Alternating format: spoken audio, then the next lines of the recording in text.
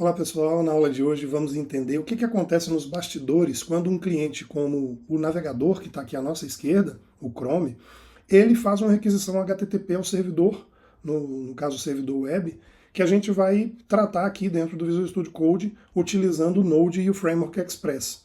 E aí o nosso objetivo é analisar o fluxo, né, o ciclo completo aqui dessa requisição, passando pelo processamento que é feito no servidor, tratando os dados que são recebidos, tanto por meio da query string, quanto por meio do path da URL, também pelo corpo da requisição. E em seguida, a gente vai ver o processamento, como que ele é feito passo a passo nos middles do Express. E isso aí pode ser tratamento de log, pode ser tratamento dos dados, validação desses dados e geração da resposta efetiva que a gente vai receber aqui, ó, no nosso navegador, tá? Eu deixei tudo preparado para agilizar o vídeo, mas eu vou explicar, né, detalhes de tudo que a gente colocar aqui. Para começar, vamos abrir uma pasta, né? O importante é eu abrir uma pasta aqui. Eu criei aqui uma pastinha para a gente. Então vou aqui no dev, temp, ciclo, rec-res. E aqui nesse lugar eu quero, né, nós não temos nenhum arquivo aqui ainda. Eu quero abrir um terminal. Nós já temos aqui um terminal aberto.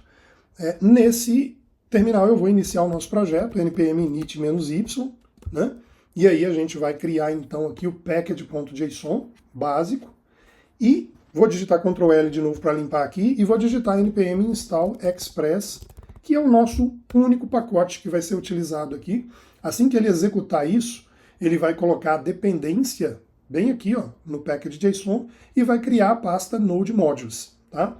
Para quem já sabe, né, Node Modules tem um monte de coisa, e às vezes coisas até desnecessárias para um projeto onde a gente fica compartilhando com os colegas. Então, para isso, a gente coloca aqui um arquivo git ignore, tá? Se a gente estiver usando o git, né? Inclusive faltou inicializar aqui git init. Então, eu estou aqui inicializando. Esse git ignore, ele fala tudo que eu não quero que o git fique rastreando. Então, eu vou colocar aqui node modules, exatamente para evitar que a gente fique rastreando isso aqui. Vocês vão perceber que o Node Modules já vai ficar cinza, de tal forma que isso não vai ser submetido lá para o nosso repositório, tá? Bom, criado então aqui essa estrutura básica, vamos então criar o nosso arquivo. Eu vou criar aqui um arquivo server.js, tá?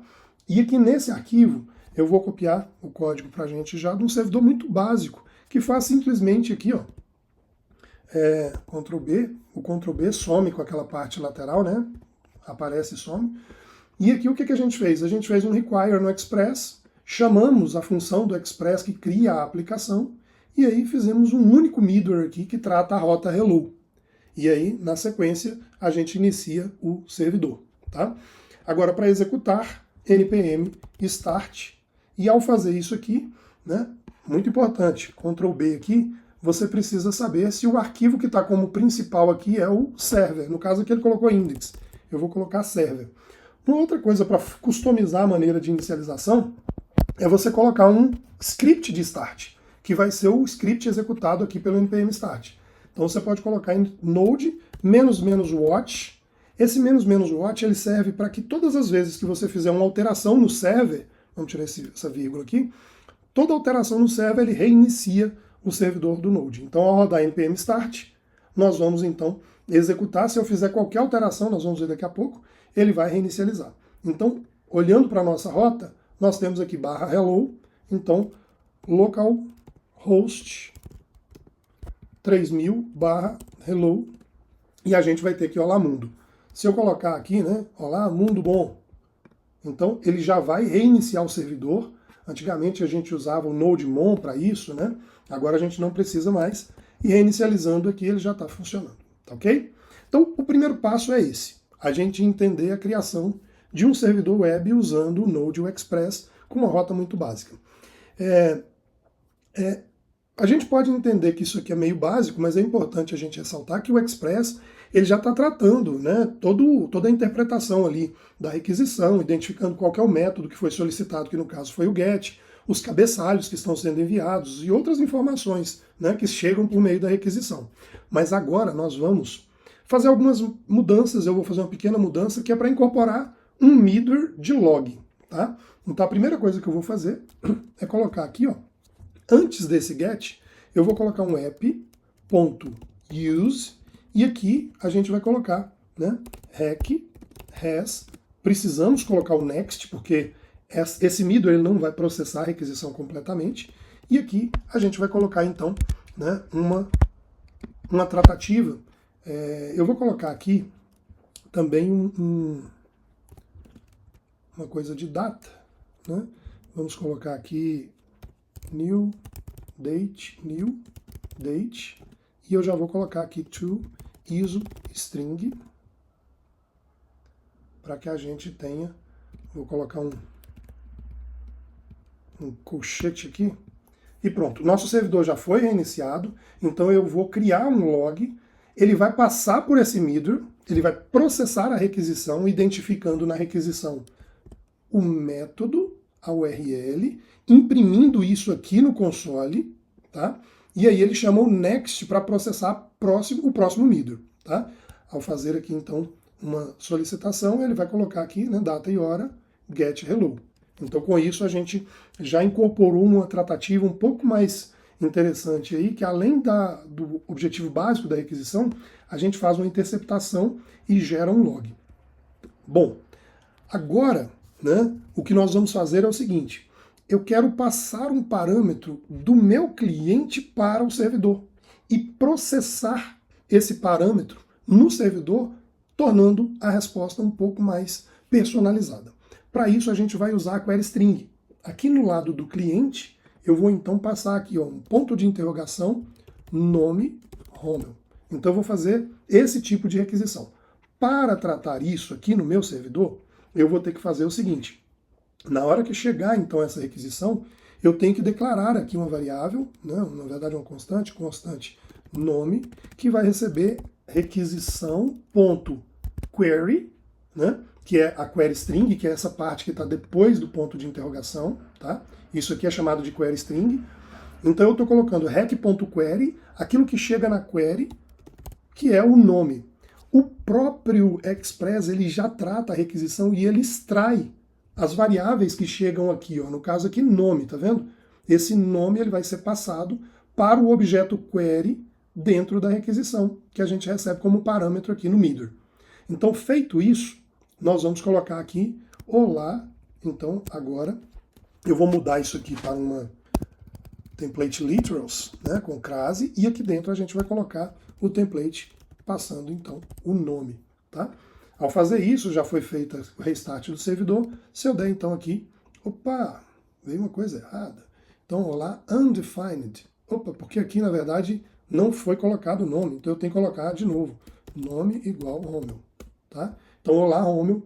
Vocês viram que deu um erro, né? Então, quando acontece esse erro é porque nós aqui no servidor não fizemos o nosso papel de tratar. Então, agora que a gente já sabe, né, passar esse parâmetro, vamos fazer um middle que ele vai validar se aquele parâmetro necessário foi encaminhado de fato. Em caso contrário, a gente exibe uma mensagem de erro, tá? E aí eu vou mostrar para vocês como que a gente faz isso, deixa eu diminuir aqui, de maneira bem elegante. Olha só, nós vamos declarar aqui, ó, const valida nome, tá? E esse valida nome, o que ele vai fazer?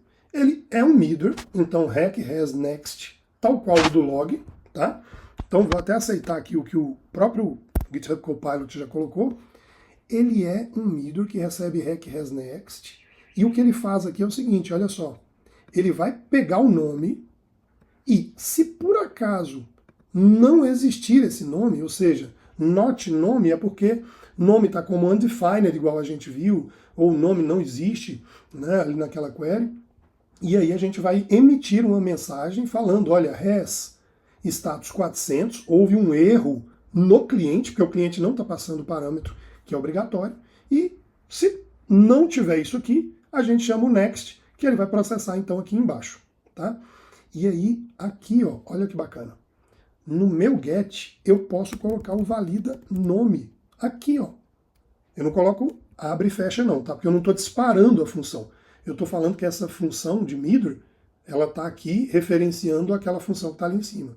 Então, antes de chamar esse middle de cá, ele vai chamar esse de cá. Você poderia incorporar vários aqui, tá? Inclusive, por exemplo, uma autenticação. authenticate. Se a gente tivesse isso, né? Authenticate. Não quero que você faça a correção, não. Authenticate. Então aqui, ó, nós podemos passar vários miders, tá? Então eu tirei aqui, né? Nós só temos o valida nome. E aí o que vai acontecer? Olha lá, ó, se eu passar sem o nome, hello, basicamente, ele vai falar o parâmetro é obrigatório, tá? Então, se eu agora passar o nome corretamente, nome fulano, olá, fulano. Perfeito? Então a gente já tem aqui uma maneira de validar dados, se a gente quiser, dentro dos nossos miders.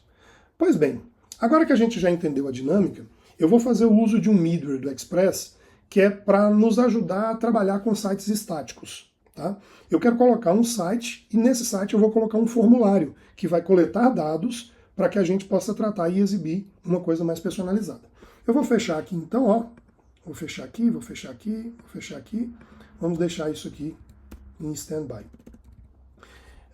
Só que eu vou colocar antes de tudo não, antes do log, depois do log, nós vamos colocar aqui o seguinte, app.use, tá? E aí eu vou colocar express.static, pasta public, tá? Eu poderia colocar aqui, né? É muito comum a gente até fazer isso aqui, tá? Front, site, coloquei fonte, site, né? Todas as vezes que alguém pedir /site, vamos colocar assim, /site, ele vai buscar as informações, os arquivos dentro do public. Então eu vou abrir aqui, vou criar uma pasta public. Aqui dentro eu vou criar um arquivo index.html. Vamos abrir esse arquivo. Eu vou pegar o código dele aqui já para facilitar e agilizar o nosso vídeo, mas vou explicar para vocês. O que eu estou colocando aqui? Doctype, né, informando que é HTML5, HTML PTBR, head com coisas básicas aqui, e aqui embaixo eu tenho um formulário de cadastro, tá? E aqui eu tenho, né, form, action, formulário, método post, eu vou coletar nome e e-mail, e aqui tem um botão enviar, vou colocar um BR aqui também, pronto. Feito isso, vamos então colocar aqui /site. Tá aqui o nosso formulário de cadastro. Se eu digitar aqui, né, Romeu, tarará, tarará, ele não vai fazer, tá pedindo aqui o e-mail, né, @a.com. Se eu clicar em enviar aqui, não tem aqui, ó. A gente está pedindo para fazer um post para /formulário. Então o que eu vou ter que fazer? Né? Eu vou ter que criar uma rota quando o usuário enviar um post, né, clicando naquele formulário, enviar um post, essa rota vai tratar esses dados. Tá? Em primeiro lugar, nós temos que incluir aqui, então, no server, uma nova informação aqui, que é o midware. Aqui, ó. É o midware post formulário, tá? Só que isso aqui não é suficiente. Nós precisamos, vocês vão ver que é o seguinte aqui, ó. Eu agora estou colocando uma rota post para /formulário, onde nós vamos pegar nome do body. Só que é o seguinte, para o Express levinho, do jeito que ele não faz a tratativa de todos os tipos de envios de dados no corpo. Porque eu posso estar enviando dados de formulários da web, eu posso estar enviando JSON, eu posso estar enviando XML. Então, para isso, a gente vai usar aqui, ó, a gente vai usar um midware específico do Express, né? Então, todas as vezes que chegar alguma coisa no corpo, no formato URL encoded, o formato URL encoded é basicamente o mesmo formato da query string, tá? Então, se a gente der uma olhada nesse formulário aqui, ó, se a gente der uma olhada aqui no network, vocês vão ver que ao submeter esse formulário, a requisição aqui, ó, o payload, se a gente der uma olhadinha aqui, ó, o payload é igualzinho, tá vendo? É igualzinho uma query string. Então, nós precisamos que o Express ele processe isso aqui, tire nome e e-mail, para que a gente possa usar aqui no body. O que esse URL encoded ele vai fazer? Ele vai pegar esse payload do nosso post e ele vai tratar nome e e-mail e ele vai colocar no body. Tá? Com isso, tá aqui, ó, olá, nome fulano, Romeu. Vamos até colocar assim, ó, como se fosse lá no próprio Gmail, né? A gente vê muito isso. Aqui, ó, const, e-mail, hackbar e-mail, e aqui a gente vai colocar e-mail, tá? Então, olá, Romeu, com o seu respectivo e-mail. Vou fechar aqui, então. E agora, nós vamos... Já até respondeu aqui, né? Eu vou mandar um refresh aqui. Ele vai submeter de novo, né? Post formulário. Vamos voltar aqui. Renovar. romeu@mail.com. Enviar. Olá, Romeu. Tem algum probleminha aqui? O e-mail está vindo vazio. Será que tem alguma coisa aqui? Vamos ver o nosso payload? Vamos dar um refresh aqui. Olha lá, ó. Payload, nome, e-mail. Vamos então analisar aqui. Eu vou pedir para ele imprimir console.log e-mail para ver se a gente está recebendo esse dado, né? E-mail. E aí eu vou...